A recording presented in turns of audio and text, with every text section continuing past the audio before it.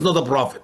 It makes no sense, especially educated one who can wait a minute. Allah said the earth is flat, the earth is not flat. Allah said there's seven earths, there's only one earth. Allah said this, Allah said that, that's wrong. So they reject Islam, but they have to pretend to accept Islam.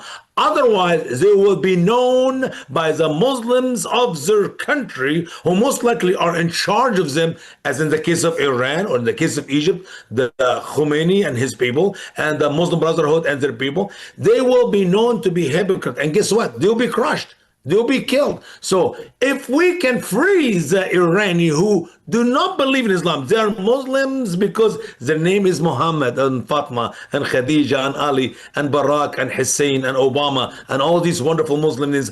But in reality, they're not Muslim in their heart. And they are looking for the chance to be set free from the savage cult of Islam. And if we can do that, there's a greater opportunity that they will know the truth of the love of Christ and they become a Christian. Well, it was great to have that caller call in who's a Christian that had been in Beirut. Look, this is video footage coming out of Iran. I guess they're going into the hospitals.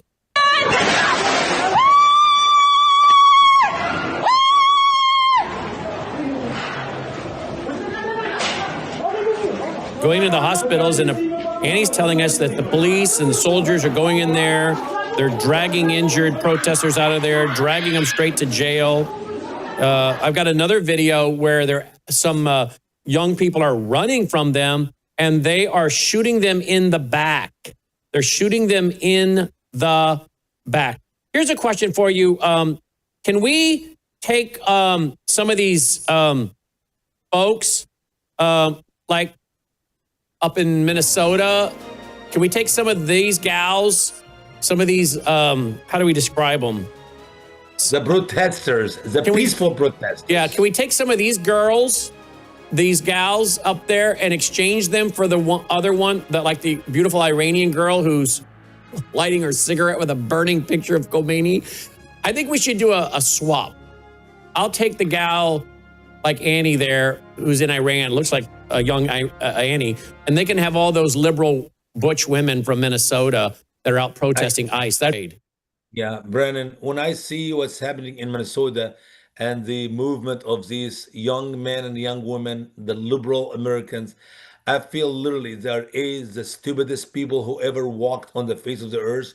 B, they are demon possessed. C, they're mentally ill. I mean, I don't know how can you describe what's going on in Minnesota. And it's sad. It's sad. TheStraightWay.org, TheStraightWay.org. Thank you, Osama. And thank you, guys. Be back tonight. Worldview Report, 7 Central, 8 Eastern. The Brand House Live, 7:30 Central, 8:30 Eastern. May God save America and the freedom fighters in Iran. Amen.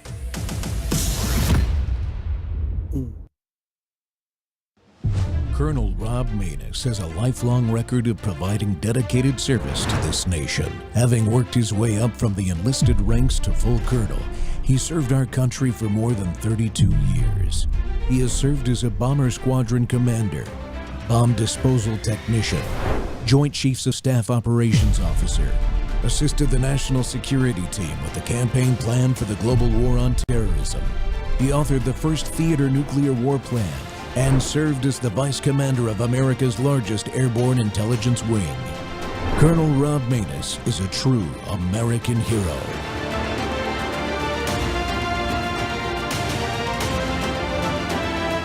This is Rob Maness Live.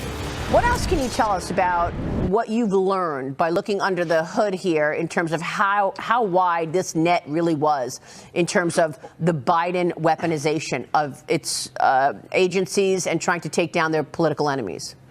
Well, you know, Maria, I think God shined on us when Donald Trump won this election because we've been able to find out what really happened. You mentioned the Russia hoax. We now know from Tulsi Gabbard's disclosure, she declassified that there was a memo in December of 2016. That's the start of what I would say is the conspiracy to get Trump. And they did it all throughout his term. Then they did it on January 6th and after. I would just point to, again, deranged Jack Smith can show you the path.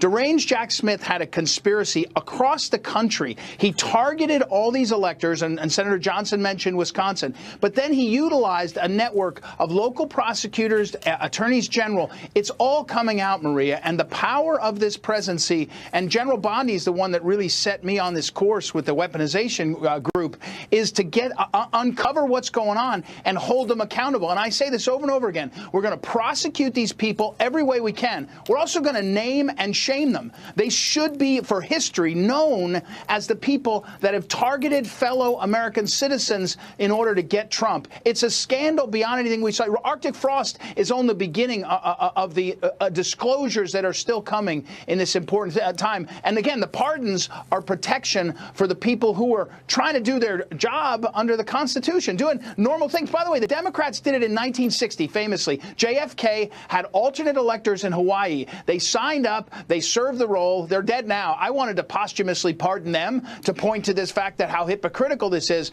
But it doesn't matter what the law. It doesn't matter what the truth. It's get Trump and get Trump supporters, and we've got to stand up to that. And Ed. Welcome back to Whistleblower Wednesday, folks. The Rob Maness Show's live on Worldview Tube and our X Spaces simulcast. Well, I've got a dirty little secret. The weaponization of the government of the United States against Americans continues. And folks, just listen to this from the new group that I'm honored to be part of, Weaponization Watch. Let me read you something from weaponizationwatch.com before we bring our guest in. Dr. Ron Elfenbein is a Maryland emergency room physician who became a national voice during the COVID-19 pandemic, running multiple testing and monoclonal antibody treatment centers in partnership with the Maryland Department of Health and U.S. Department of Health and Human Services. He was recognized even for his service with citations from the Maryland governor, the General Assembly of Maryland, the Maryland State Medical Society. And despite this record, he was indicted in April of 2022 on healthcare fraud charges, an action that occurred before prosecutors had reviewed any patient charge. Dr. Elfenbein endured a 3-week trial in 2023 and was initially convicted, but months later, the Chief Judge, James Bredar, issued a 93-page opinion completely acquitting him, finding that, quote, no reasonable jury, unquote, could have found guilt because the coding decisions at issue were legally permissible and supported by expert testimony. And we'll get into all that. The judge also granted a new trial in the alternative, criticizing the government's evidence as atmospheric, lacking factual and regulatory foundation. Well, in 2025, the Fourth Circuit reversed the acquittal, placing Dr. Elfenbein back in jeopardy and facing a second trial. His counsel argues that the original prosecution was politically motivated, launched shortly after the doctor publicly criticized the Biden administration's decision to halt monoclonal antibody treatments, which was a dumb idea, by the way, halting those antibody treatments. Letters from the former Maryland governor described the doc as a man of integrity, a community pillar, and someone who is blindsided by an indictment that has devastated his family, his career, and finances. Dr. Elfenbein is now seeking intervention to end what he and his supporters call a clear case of lawfare. It's unnecessary, it's unjust, and it's harmful continuation of this prosecution that the trial judge already found was legally unsupported. Well, Dr. Ron is my guest today. Sir, welcome to the Rob Maness Show. We're glad to have you with us. Thank you very much, Colonel. It's a pleasure to be here. Thank you. Yeah, we appreciate you coming on and helping us get your story out there just a little bit more, my friend. Dr. Elfenbein and I met back in December at the first Weaponization Watch event in New York City, and I'm honored to have you on here. You know, you just watched Ed Martin, who is the weaponization guru in the Department of Justice now, and I think an ally of ours, to be honest with you. Do you firmly believe your case fits into what he's talking about? I mean, he was kind of in the context of the Russia hoax and those kind of things, but I think it does. I think your case and those like it fit squarely into his wheelhouse. 100%. I mean, there's no, I have done nothing wrong. I contend that until my dying day. And the chief judge of the state of Maryland, who, as you pointed out, was actually the adjudicator of the trial, who sat through the entire trial, also pointed that out. So it's not just my opinion; it's his opinion as well that the government had no case, no evidence, no expert testimony, nothing, and yet. I'm still finding myself in this situation. And yes, unfortunately, this is, I think, a very clear case of weaponization. And I hope, by the end of this discussion, you'll agree with me about that. Yeah, the other question I had for you before we get into the details of the charges and those kind of things is, one of the things Mr. Martin talks about is holding these folks in the government that use the government against American citizens like you and me accountable. Are these prosecutors that you're dealing with today in 2025? Are they different than the prosecutors that were in that same office that originally prosecuted, or is it the same crowd? It's the same crowd. That's the problem. Is it's the same crowd. So they got to go in there and root out all these corrupt people. And look, I mean, the line prosecutors, as much as I dislike them and whatever, because they're trying to destroy my life, that's their job. So, this is coming, or at least came from higher above them and above their pay grade. And unfortunately, you mentioned that it was appealed. It was the Biden DOJ that appealed it, and they appealed it right before Trump was inaugurated. And I just think, to your point about Ed Martin, that the right hand has no idea what the left hand is doing now, and we just got to find the right person in the Trump administration to just take a step back and just say, "Oh my God, what is going on here? We got to stop this." Because I think the wheels were sort of in motion once Trump people came into office, and they're just sort of like, "Oh, they got thousands of cases, and nobody's really taking a hard look at this to say, well, is this something we really want to pursue?" Yeah. So these are federal charges. They're federal prosecutors, well within the control of Attorney General Pam Bondi. Just to make sure I'm clear on that, and the audience is clear. 100%, yes. Yeah. Have you, Yes. as part of your request for relief, have your attorneys communicated directly with Bondi's office? They've tried. You send a letter, you send an email, you try to get a hold of somebody. It's not always the easiest thing in the world. So yes, we're trying, and we're trying every option that we possibly can, and every lever that we can pull. We're definitely trying, but it's it's an uphill battle. It's trying to find that one person who can make that connection. It's just, that's our issue. Ed Martin has actually been very, very magnanimous. I've talked to him personally. I believe he's on my side. He's told me he's on my side. He's trying to get this all worked out, but these things take time, and he's only one person, and he's got a lot on his plate. So I'm really trying the best I can to get the story out there, because I'll tell you something, Colonel. I haven't gone to these weaponization seminars and things like that. I just am just mystified at how many people like myself are out there. It's just mind-boggling that there's so many people that this has happened to, and it's so frightening. And that's, I think, a take-home point for your audience, that you literally, I mean, my life was upended like that. You could wake up one morning and your life is completely turned 180 degrees because somebody doesn't like you or whatever, and they can just destroy your life out of thin air without any question. And I was a regular person. I have 4 kids. I was like, doing my job, trying to do the right thing. And then all of a sudden my life just completely turned upside down. And I could be anybody, it's very frightening.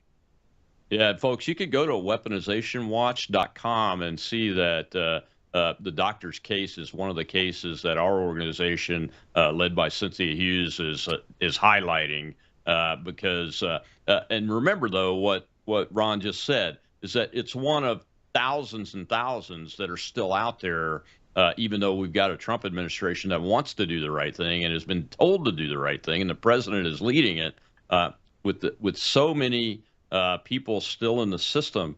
I call them resistors, Ron. I don't know if they're for sure resisting or if they're just going with the status quo. Bureaucracy likes its inertia, and nobody likes to try to slow it down just because they're bureaucrats sometimes. And I suspect some of that is going on with these federal prosecutors. But honestly, it takes intent to refile, to refile the charges and ask for another trial after the DOJ from Biden is gone. That takes intent. That happened so before. that's not resistance. That's malicious. Yes, yes. And just to your Yeah. point, Colonel, Cynthia and the Weaponization Watch are absolutely amazing. She's an amazing woman. She's just a wonderful person. And Weaponization Watch is a great organization. So I highly encourage your listeners to get involved and to please to go to the website and support Cynthia any way you can. She's fantastic. Absolutely right. And we will tag there when I do the production version of the show, folks, and send it out on X. I will tag Weaponization Watch's handle, and of course Dr. Effelbein's too, and Cynthia's too, because it's important. I mean, good big things start with very small circles of people, and right now that's where we're at. But we've got some very powerful people in that small circle, and I agree with you. I think Mr. Martin is an ally of ours, and that website's probably helping him in his weaponization effort. One more question before we go to the break, though. The This experience itself, give people a sense of what it's done to you professionally at depth for a minute. Yeah, it's giving me PTSD to even talk about it. Honestly, I'm a physician. I'm an emergency room doctor. I deal with people, horrible situations, awful things all the time. And I will tell you that absent a death of a family member, this is probably the worst thing that I could ever imagine. It destroyed me. I couldn't work for 2 years. I'm a dedicated doctor. I like helping people. I like making people feel better. I like saving people's lives. I wasn't able to do that for 2 years. And I trained a long, long, long time to be able to do that. And that Hmm. was taken away from me. I was debanked off of tons of platforms. I lost my TSA pre-check.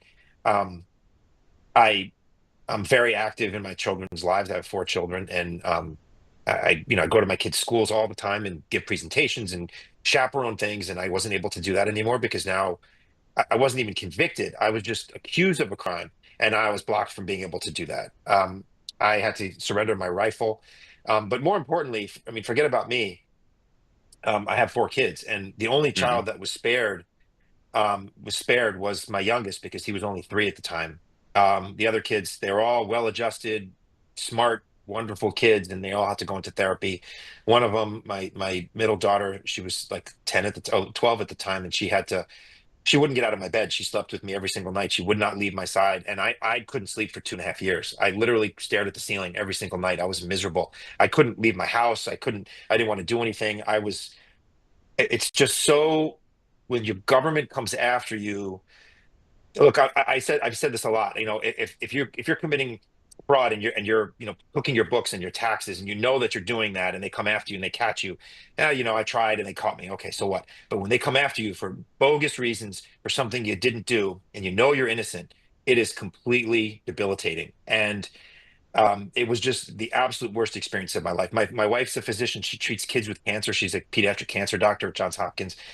She was devastated. I mean, we literally, our lives were completely upended. Hmm. And you can't put it into words. It's just, again, you think about horrible things happening to someone. It's like death of a family member, and this is just below that. It's just the worst. And the best day of my life was the opposite, when I found out that the judge wrote that 93-page opinion. That was by far Yeah. the happiest day of my life. I was just, for the first time ever, well, the first time in the last 3 years after that happened, I slept. Hmm. I slept the whole night. That's good news. Well, I've met a bunch of the kids involved in these cases by being able to attend some of these seminars and participate in them. And believe me, you and your family are in our family's prayers for sure. When I talk about what I've heard with my family, my wife is just appalled at what's going on here, continuing to go on. Especially, we've got to get down to the bottom of this and rectify this situation for the future for our kids, so they don't ever have to go through Absolutely. it. Something's obviously wrong in the federal prosecution area, and we need to fix it. And we got to go to a break, Doc. When we come back, we'll show a little clip about the charges, and then we'll do a deep dive for the rest of the show into these charges and what they mean, because they're kind of technical, but it's important for you to understand, because I think you'll recognize some of this stuff, because we all deal with the healthcare, insurance, and Medicare, Medicaid, that kind of stuff. And it's very important you understand what's going on. I'll be right back with Dr. Ron Elfelbein.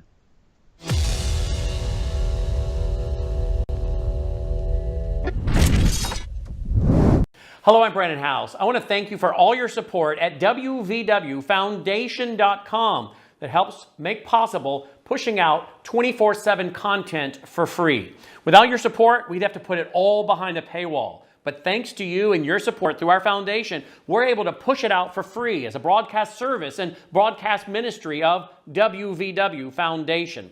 Please consider going there and setting up an automatic monthly contribution, or go there and make an occasional contribution.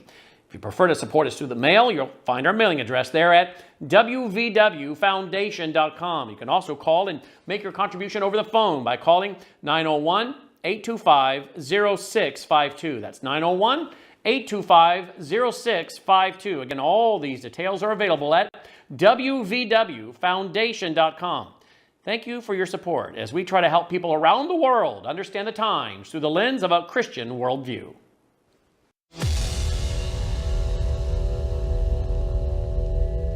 The doctor behind the First Call Medical Center here at BWI strongly denies the allegations against him of Medicare fraud by the federal government as people continue to line up here to get COVID tests. To date, we probably tested about 500,000 people. Dr. Ron Elfenbein is seen here at the grand opening of the BWI clinic during the darkest days of the pandemic. He's charged now with 3 counts of federal health care fraud. The indictment claims Elfenbein owns Doctors Urgent Care LLC, doing business as First Call Medical Center, and claims he submitted bills to Medicare for services patients seeking COVID tests didn't really need.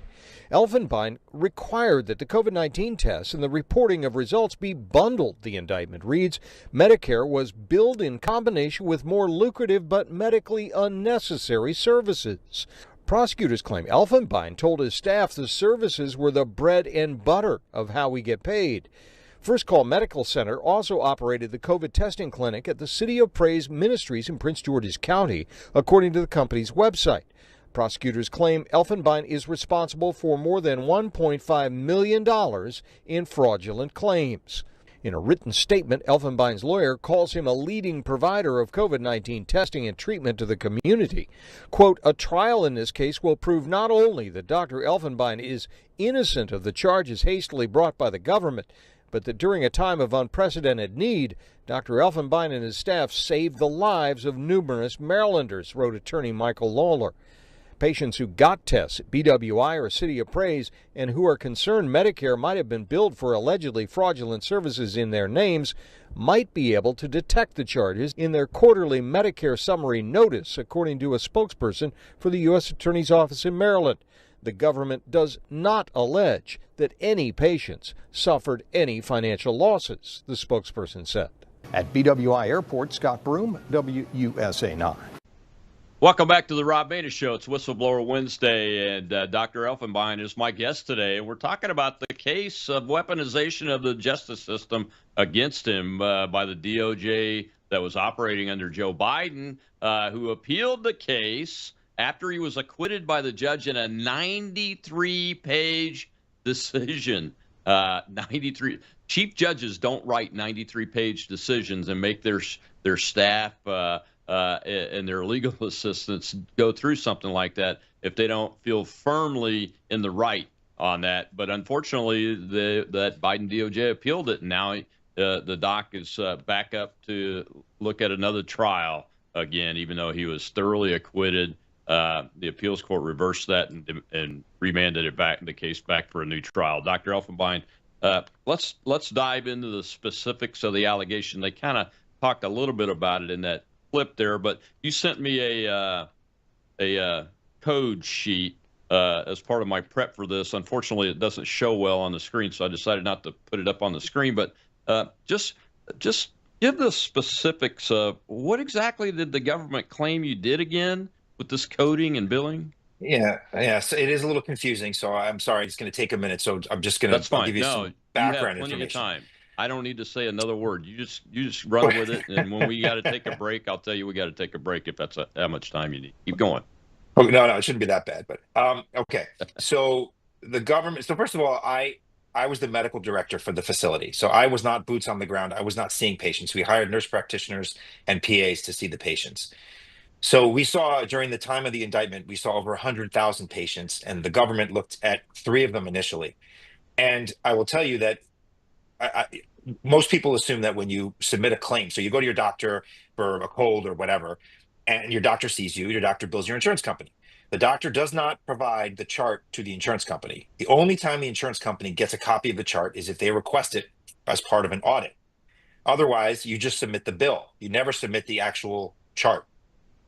The only way to know, so the coding is based on what's in the chart. So the only way to know that there was quote unquote fraud, in my case, they're looking at what we call upcoding, meaning you're basically padding the bill, which of course we didn't do, but that's what the allegations are. The only way to know that is to look into the charts. Now, the government did not have access to the charts because I'm the keeper of the records, and the only person that could get them to the government was me. And they didn't subpoena them until after I was indicted. So you tell me how they can claim that you committed fraud without actually looking into the charts first. And I know that because I didn't submit them to them as part of a subpoena until after they had indicted me. So the whole case is around what's called E&M, evaluation and management coding. So whenever you see a provider, so if you just go to your doctor for a flu shot and you just see the tech and they give you a flu shot, you're not going to be billed an E&M code, or if you are, it's a level 1. Once a provider, a doctor or a nurse practitioner or a PA gets involved, you have to bill, there's 5 levels, and you can't bill a level 1 anymore. So it's either 2 through 5. And it's based on this chart that we were just talking about, Colonel. That it's hard to see, but this is the coding algorithm basically that tells you what you should be billing. If you bill too high, it's called upcoding. That's bad. You can go to jail, you can have fines, you can do everything, and the government can come after you. If you bill too low, you can get fined, you can go to jail, the government can come after you. So, and it's very ambiguous. At my trial, not only did we put forth expert testimony that said it was ambiguous, but the government did as well. So anyway, back to the charges. They said that we were, number 1, providing services that were medically unnecessary. Number 2, we didn't spend enough time with the patients. At my trial, the expert testimony of their own quote unquote expert was that time doesn't matter when you're billing. Time doesn't matter at all. And number 2, not only did the CDC and the FDA, but Medicare as well required or requested that every patient that gets tested for COVID also see a provider, which is what we did. Additionally, you can't just walk into a doctor's office or a radiology center and say, you know what, I want a chest x-ray. Somebody has to order that. And the only way that can happen is if you see a provider first. Now, once the pandemic went on, various state governments and the federal government started to provide for mass testing centers. But that had to be through legislation, or executive action. Otherwise, physicians or a medical provider had to order the test. And the only way for that to happen is for you to see a provider. And the government asked us and said, every patient should see a provider. So their own testimony combated what they indicted me for. At trial, and we saw 100,000 people, okay, over 100,000. The government looked at 5 total charts, and they never even had an expert coder look at those 5 charts. They just had government lawyers look at those 5 charts. We hired, at my expense, an expert who was the president of the American Professional Coders Association. And he looked at hundreds of charts, and he said not only was the coding spot on, but we may have undercoded in a couple spots. And that was obviously not intentional, but that's also bad. You shouldn't be undercoding, because if you're undercoding, it's just as bad as upcoding. And the judge, as you pointed out, Colonel, the chief judge of Maryland who sat through the trial, saw through all this and said, not only was there no evidence that you committed fraud, but there was actually evidence that your interpretation of the coding guidelines was correct. But he said, but it's very ambiguous, and the government never should have brought this case. And if the other thing that's just preposterous is at closing, the government lawyer says to the jury, he says, you may be asking yourself what the appropriate coding level was. Should it have been a level 3, a level 4, a level 5, a level 2? It doesn't matter. The only thing you need to know is that Dr. Elfenbein is wrong and he's a criminal. Just to show you that they had no idea either what the right code was. They never offered an opinion. They never said that I was doing it wrong. We were billing level 4. We should have built a level 3. We should have built a level 2. They never said any of that. Nothing. Zero. It's just mind-boggling. And it's you just want to beat your head into a wall because you're like, how can this be happening? You feel like you're a crazy person when you talk about this, but this is my life. This is what happened to me. Like, they come after you for the silliest things. And again, if they really thought I was doing something wrong, this went on for a year. Why couldn't they have picked up the phone and said, hey, doc, we don't understand why you're billing all these level fours. Could you explain it? And I absolutely would have gone into their office and said, sure, here's your chart that you, the government, put out with your guidelines on how to bill. I followed your rules. And again, the judge said the same thing. He said, you were following the rules. And I would have had a very simple explanation, but they never gave me that opportunity. Instead of asking, they just came across with a sledgehammer and indicted me. So who would have made that call to ask you? It wouldn't be the prosecutors. It would be somebody in Medicare. Yes, it would have been someone in Medicare. So they would have done an audit, which they never did, and they would have said, let's look at your charts, and then could you explain why you billed this way? And I'm absolutely sure, happy to, but they never gave me that opportunity, and they never did an audit. They just looked at 5 total charts out of 100,000. Did the judge ever force them to reveal how they got the information without having the charts that you had custody of? To charge you in the first place? No. They give so there's an old saying. I've learned this, unfortunately. They go to the grand jury, and the grand jury indicts people. And the old saying in legal circles is the grand jury will indict a ham sandwich. And you can't defend yourself. You don't even know this is happening. It's all behind the scenes. Your lawyer can't be present. You can't be present. They don't tell you what's happening. So you have no idea, and you can't defend yourself. The government can say whatever they want, and then it's sealed testimony that you never get to see. They could make stuff up whole cloth, and you have no recourse. It's crazy, but that's our system. Yeah, there's also another old saying that's show me the man and I'll show you the crime, by a Soviet prosecutor. And that's the way I feel sometimes because, I guess the guy that threw the subway at a federal officer that the grand jury in D.C. refused to indict, even though they had evidence, was not a ham sandwich. I don't know what kind of sandwich. It was an Italian club. But it's so bad. You have to have some humor in it, Doc. And I'm glad you still have a sense of humor. I can laugh about it, but good Lord, this is ridiculous from what I can tell. Wait till I ask you the next question, and it's going to be after the break. But people will chuckle a little bit when they hear this next question because thankfully you didn't cover it in your spiel there. But the next question is also about the coding, and you're gonna laugh when you hear this, and you're gonna shake your head and be really angry after you chuckle. We'll be right back with Dr. Ron Effelbein. He is being weaponization used against him.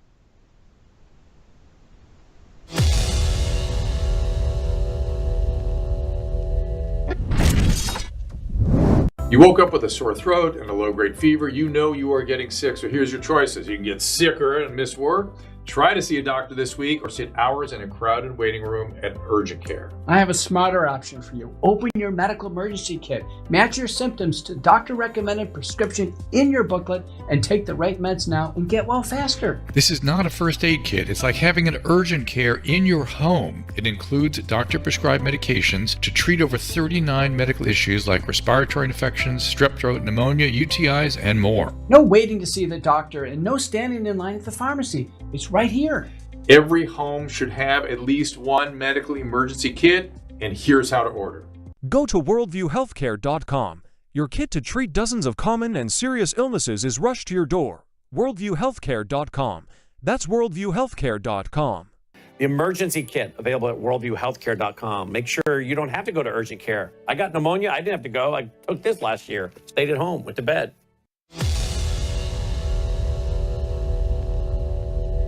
We saw over 100,000 patients during this entire time that the indictment ranges from. They picked 5. They looked at 5 charts, and they didn't even have a coder look at the 5 charts, just the government attorneys. The government lawyers looked at the charts. They didn't have a professional coder look at them, just the government lawyers. We had a professional coder, and of course, I had to pay the guy a fortune to do this, but he went through hundreds of charts. And his conclusion, in which he testified to at trial, was not only was the coding 100% spot on, but a couple of charts were undercoded. And again, the government alleges that we stole $15 million or in excess of $15 million. Real They looked quick, at five charts. what is the price difference in terms of reimbursement between a level 3 and a level 4? Yeah, that's a good question. So it varies depending on the insurance company, but it's about $50, $60. It's not a lot of money.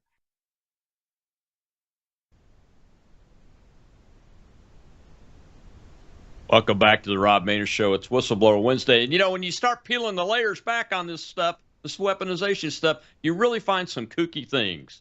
$50 is the difference? You got to be kidding me. Well, my guest today is that man right there, Dr. Ron Elfenbein, who the DOJ is being weaponized against him, and it continues even though we have the Trump administration now. He's up to be retried on this, where he was acquitted by the chief judge already in a 93-page decision, and the appeals, the DOJ under Biden appealed it, and they reversed the judge and remanded it back for a new trial.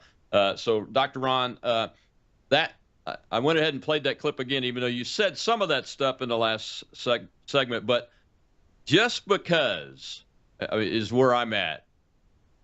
5 out of 100,000 charts. They charged you before they had the charge.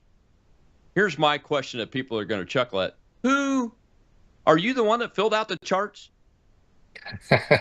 Nah, not even close. I told you. I had nothing to do with the charts. Yeah, and it makes me, as you said, I'm very mad about this whole situation. If I wasn't laughing, I'd be hysterically crying. Yeah, and I've done plenty of that. But I will tell you that you're absolutely right, Colonel. To your point, we had other people filling out the charts. Now, I did put out edicts and recommendations to the staff saying, look, I've gone through this chart that we talked about. My interpretation is that you should be billing a level 4. We have plenty of providers who testified at trial saying Dr. Elfenbein never pressured me to bill a certain way, and I was free to do whatever I wanted to do. The government, we had templates, because when you're seeing hundreds of people a day in the electronic health records, it's very hard to document, and the documentation is very onerous. So we had templates. Now, I've been an emergency room doctor since 2000. Every single electronic health record offers the ability to make templates for a reason, because everybody uses them. But the government somehow made it out to be something nefarious, as if he's a criminal because he uses these templates. And I had a gun to everybody's head saying, you have to bill a level 4. That was not the case. People were free to do whatever they wanted. And I did not sign or see any of these patients or sign any of these charts.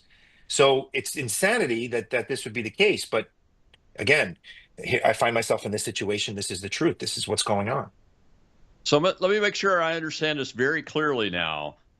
You can, as this essentially the supervision over this operation, you can make recommendations, say, hey, I've reviewed the chart of the government. Here's what I think it is. But the doctors, the providers, in this case, I think nurse practitioners, are able and freely do make their own decisions on these codes. Yes, they were able to make. And again, I recommended to bill level 4, but they testified at trial that they were free to change it if they wanted to, and I never put any pressure on them, that they could do whatever they wanted to do. It's crazy. I mean, it defies logic, and just the unfairness of it all. That literally they could have just picked up the phone at any point in time and just said, hey, send us these charts and let's talk about it. But they never gave them that opportunity. Yeah. Yeah, so this sequence of them charging you, and then they get their hands on the charts, and then they use the data in the chart at the trial to convince the jury. I'm assuming the jury, you had a jury trial, that you were guilty of this crime, which is kind of vague too, of fraud. Doesn't that sequence bother you? That's what bothers me about this whole thing, is that it makes me feel like there's something else going on besides they think that you committed a crime. Yeah, yes, 100%. I mean, it doesn't make any sense. And so with a criminal case, I don't know how much your viewers know. I certainly didn't know, so I'm just going to give a quick explanation. With a crime like this, you have to prove 2 elements. You have to prove that there was an actual crime or falsity, that something was done that was illegal, and you have to prove intent, that there was intent to commit a crime. And in order to quote unquote prove my intent, the government took, as you heard in that clip that you played, the government took emails that I sent to our providers explaining and outlining what evaluation and management coding is, the 5 levels that we talked about, and saying this is the bread and butter of how we get paid. And that's akin to a lawyer telling you billable hours is our bread and butter. And you know Right. what? There's nothing nefarious about that. It's the God's honest truth. That is how we get paid, based on the E&M coding, 100% all day long. Whether you're in the emergency room, whether you're seeing your doctor in his office or her office, or whether you're getting an operation, it's all about E&M coding, and it's all about that's the bread and butter. That's how you get paid. And the government again just kept showing that to the jury. Look, he's a criminal. He's greedy. Bread and butter, bread and butter, bread and butter. And as if that was the title of every single email I sent out. And it was just, I mean, I joke, but at trial, I could have said, hey, I just cured cancer, and the prosecutors would have been like, oh yeah, that's because you can make $100 million. You're greedy. I mean, it's just, you could do no right. No matter what you said or did, they just twisted it and took it out of context. Yeah, it's very puzzling, because none of it seems nefarious when you read it on its face, like the emails and the recommendations you made on the coding. It's nonsensical. As a matter of fact, it reminds me of, and I don't know if you watched President Trump's trial in New York City or not. It reminds me very much of that, where the judge said, "Hey, you don't have to," told the jury, "Hey, you don't have to." You don't have to realize that he committed a specific crime. It could be any one of these 4. Right. The whole jury doesn't have to agree on it. I mean, it sounds it smells like that, and creating crimes out of something that's so vague that you really shouldn't be doing that. I mean, Martin mentioned Jack Smith in the opening clip, and Jack Smith's notorious for that crazy stuff. And it sounds like he may have been, maybe he was really running the Biden DOJ, and we just think he was a special prosecutor. I'm not sure. So your providers that work, you're basically their boss, right? In the clinics? Yes. Yeah. And some of them testified. Did they testify about how your leadership was, how you dealt with people? Were there complaints, or were they happy with it? I mean, what was their sense of? Because I'm sure they asked about all that, right? So they had 2 providers, one of whom, well, they had one provider and one, our former coder, who was disgruntled because my business partner fired her. And she was disgruntled, and I think she thought I was the one that fired her, but I actually was advocating to keep her. Long story. But she was, I can't get into too much detail, but she was testifying that she thought that the coding was not right. But then when my lawyer asked her about the level 4 coding, she said, no, I thought the level 4 was okay. So she was talking about level 5 coding, not level 4 coding. So, which is what the government came after me for. The other person was a provider who also was disgruntled and was fired. The other 3 providers who testified, or 2, they testified on my behalf, and they said that that they felt free to write their own templates, change their templates, change the coding. They could care less, and they said that I didn't put any pressure on them. Let me rephrase that. They also the other 2 people that were on the government side. There were lots of emails from me, again, talking about the coding and stuff. Not a single email from them coming back saying I'm not comfortable with this. So they said, oh yeah, well, I told them at a meeting and blah blah blah, but there was no evidence that never happened. I will tell you that. And every meeting I had my business partner with people, and he said that never happened.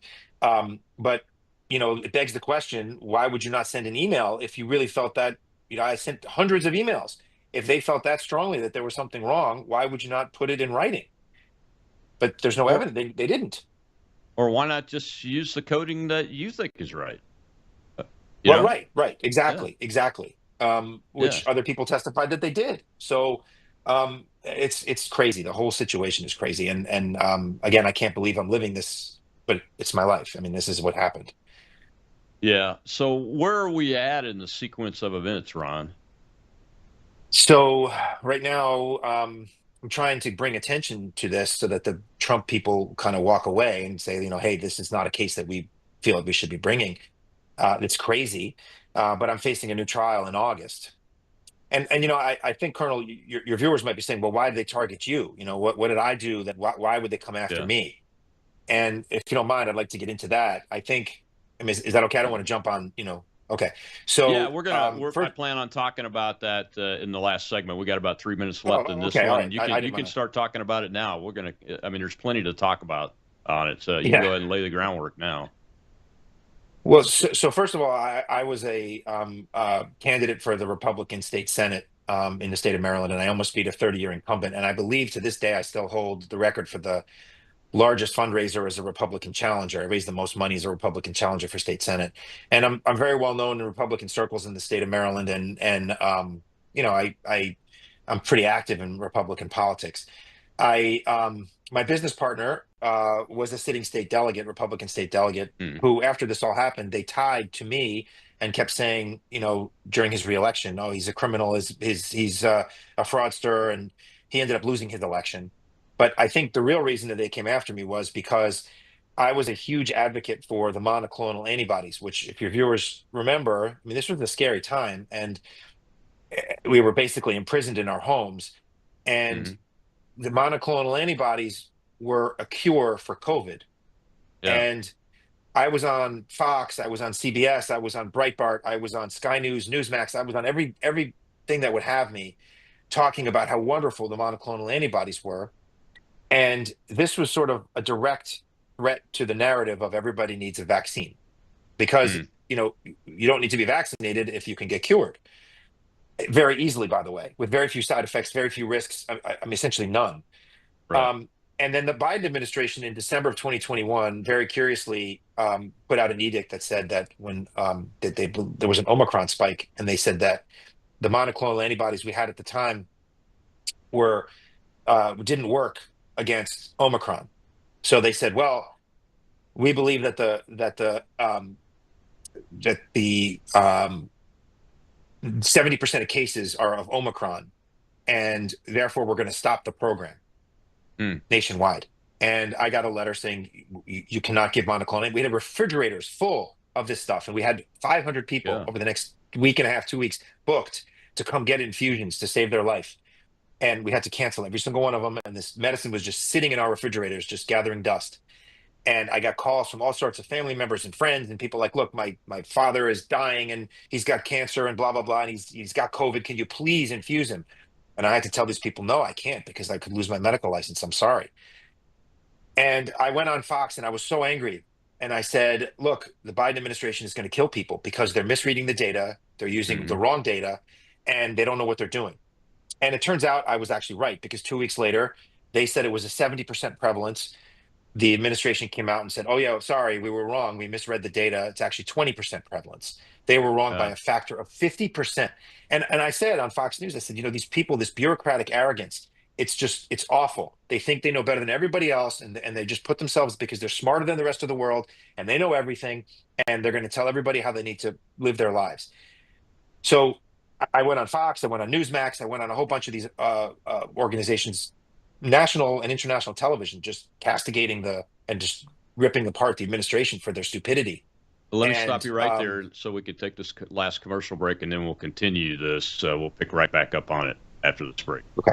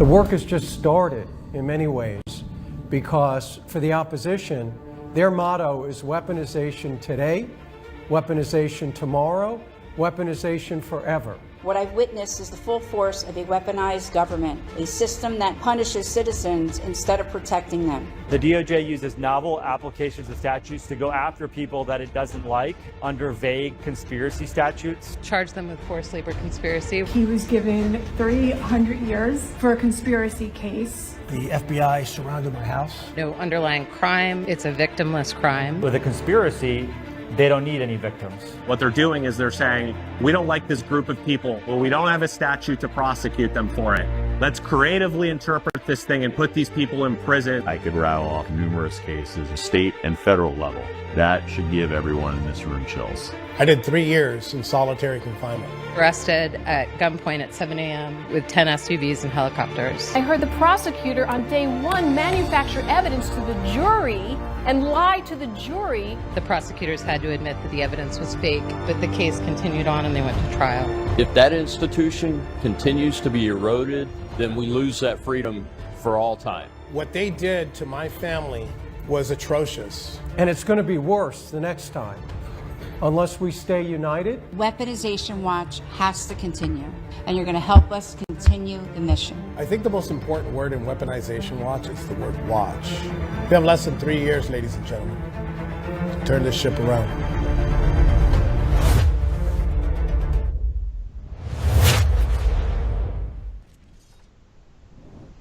Welcome back to the Rob Maness Show. It's Whistleblower Wednesday, and Weaponization Watch launched early December of 2025, and we are well on our way. You just heard from some of the most important people in the program that are helping launch this organization and why it's important. If you haven't figured it out by now, my guest today is Dr. Ron Elfenbein, who is a victim of this weaponization. He's an emergency room doc. I mean, a stellar performer. This man is an exceptional performer. He is highly accoladed.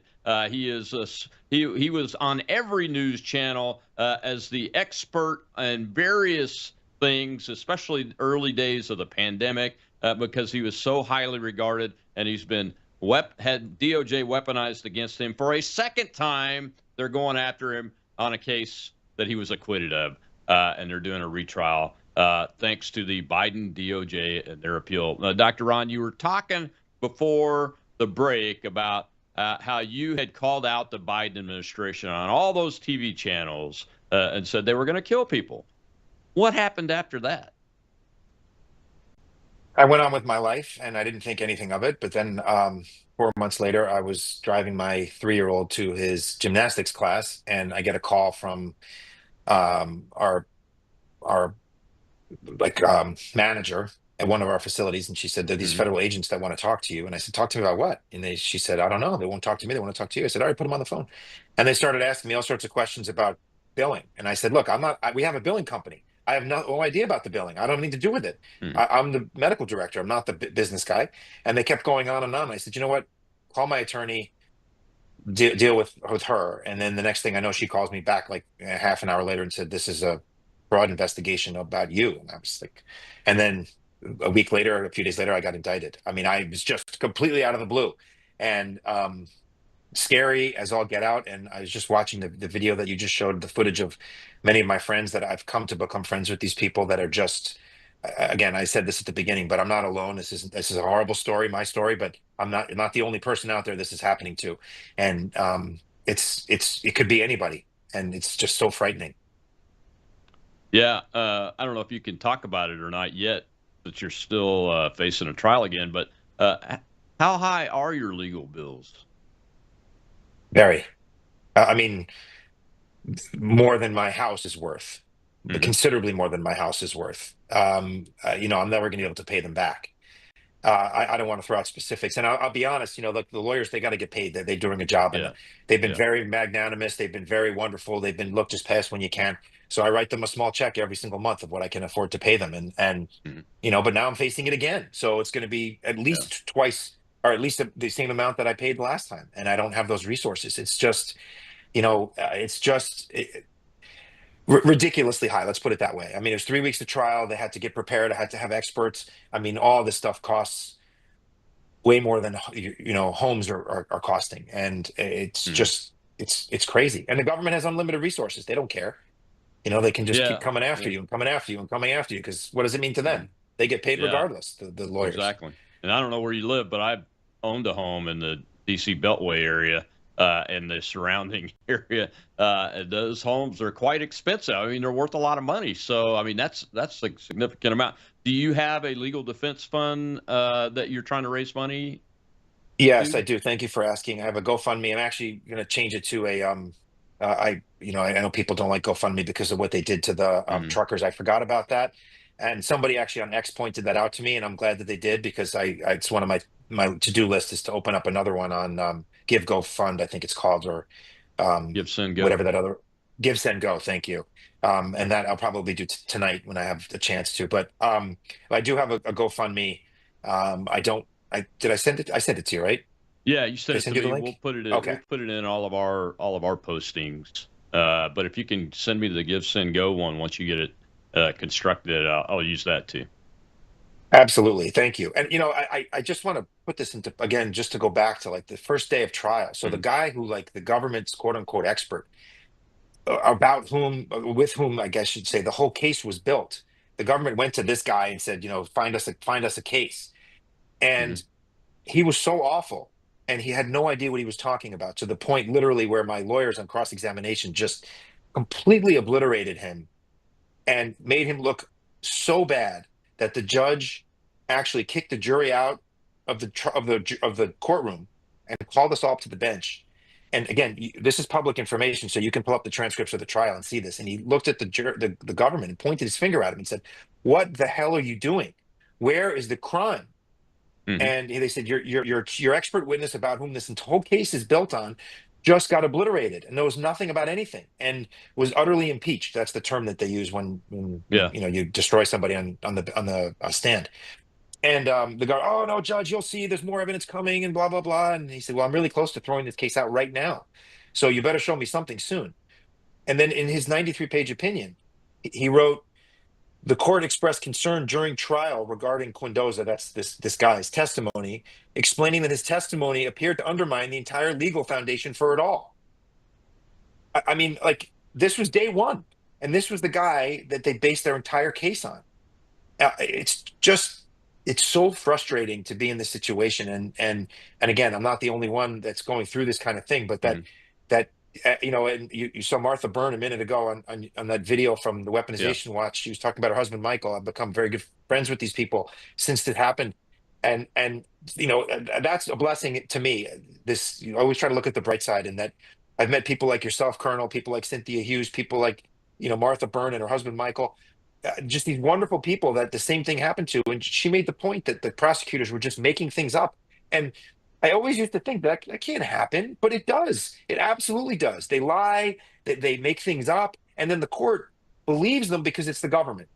And then the jury believes them because it's the government. And they're supposed to be honest and they're telling the truth. And they make things up and they lie and they cheat and they don't care, and there's no accountability. And it's horrible. So since the judge said that on day one, your trial was 3 weeks long, the original trial, Ron. As time went on, did he say anything else? No, he did not. And I wish he had. But I think in his defense, look, you pointed out, judges don't do this, right? They don't overturn a jury verdict, and they certainly don't write 93-page opinions. Even the Supreme Court doesn't write 93-page opinions. So I think he was trying. I think it's a big deal for the judge to do that. So I think, and thank God for his being such a courageous guy and doing the right thing, because it would have been so easy for him to not do that. But I think he was trying to let the system play out and let the jury do the right thing. And I think he thought that's what was going to happen. But I'll tell you, people ask me, why do you think you got convicted by the jury? And I think it's because the government, they kept changing their story. First, we talked about this, but first it was time. Time. You didn't spend enough time with the patients. Well, we destroyed that element. There was no factual basis for that whatsoever. Then they said, well, was it medically unnecessary? We destroyed that. We had a doctor who testified saying, of course it's medically necessary. They didn't have anybody testify about that. And then their last thing to the jury was, and this was the closing, and they go last. Okay, so they get to go last. You don't have a chance to rebut what they said. Right. And they said, use your common sense to the jury. They said the defense showed you all these charts and all these complicated things, and they held this chart up, and this chart that we were talking about, which really isn't that complicated, but they said, use your common sense. Does any of what they're saying make sense? And of course, if I had the opportunity to rebut them, I would have said, well, have you ever filed a tax return with the IRS? Like, none of this makes any sense. You can't use common sense. There's a complex set of rules that the government, by the way, sets up, and I followed.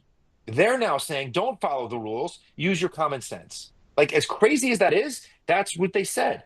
And I think it resonated with the jury. And then, of course, they played dirty. They put my tax returns up, and they said, look, right before the pandemic, he made this, and his business billed $800,000. Right. The next year, there's a pandemic, and we billed $20 million. But of course, we saw over 100,000 people. And there was a nationwide pandemic. Like, of course, we were going to bill a lot. Like, that's not nefarious. That's logical.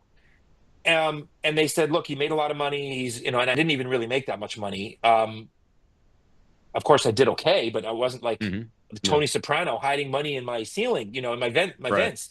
I don't know where they come up with this stuff, but that's, to the jury, who most of those people were none of them were professionals.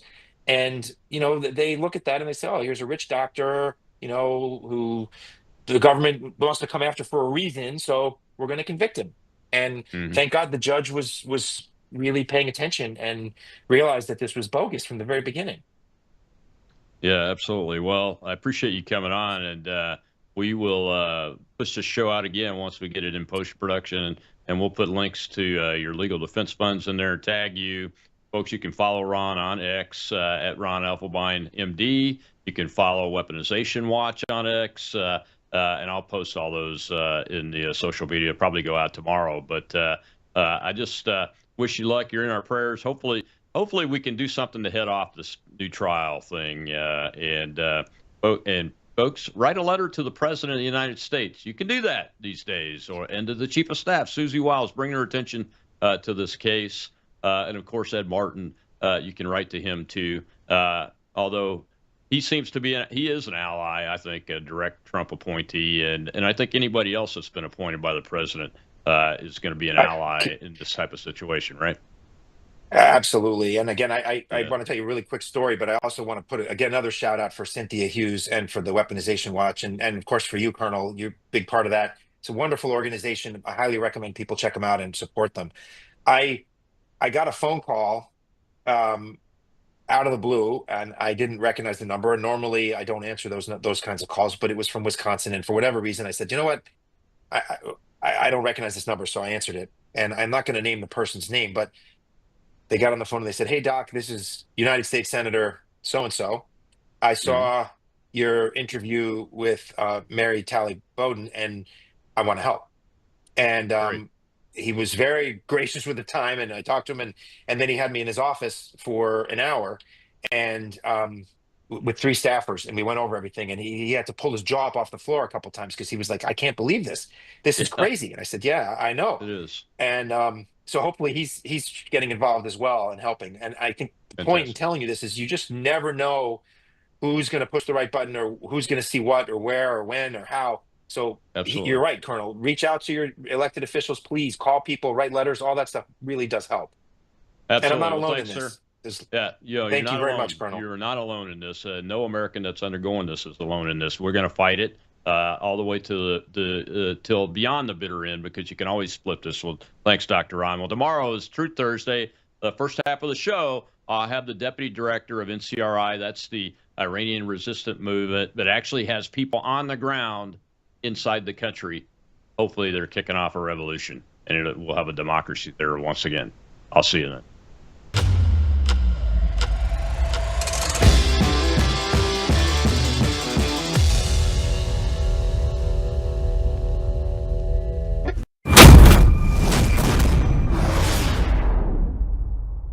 We have a big announcement, folks, something we've been waiting on for several months, and it's now here. It's called Bella Melt. You were on it for just 1 week when you lost 3 pounds. So in the first week, you lost 3 pounds on